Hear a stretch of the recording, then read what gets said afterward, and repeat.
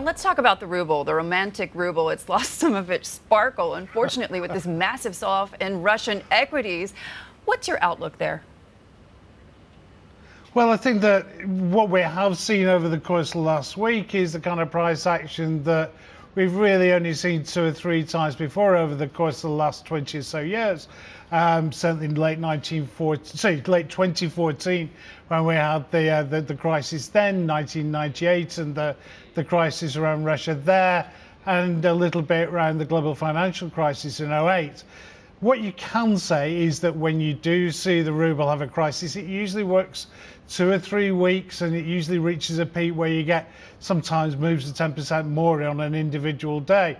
I think we're in that kind of cycle, and I think that we know 2 things. First of all, we know that the central bank's almost certainly not going to use its reserves to try and support the ruble. It learnt its lesson back in 2014. And secondly, we know there's probably more sanctions coming. That, I think, could be the trigger for the next big sell-off for the ruble.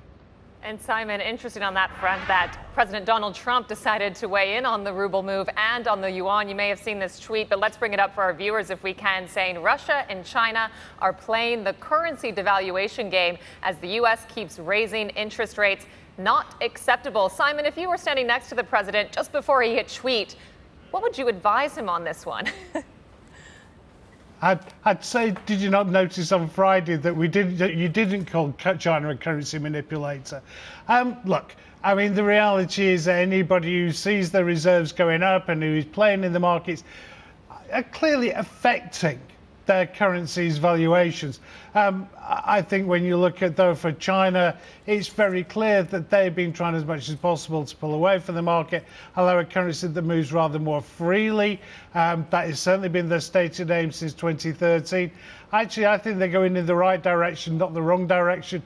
As far as Russia's concerned, the very fact that they have been allowing their currency, relatively speaking, to move freely and allow the market to drive it, it's hard to call them a currency manipulator in the circumstances. Hey everybody, it's Hadley Gamble from our new CNBC Middle East Bureau in Abu Dhabi. Thanks for stopping by. Now to watch more, you can try one of the videos that just popped up on your screen. And don't forget to subscribe.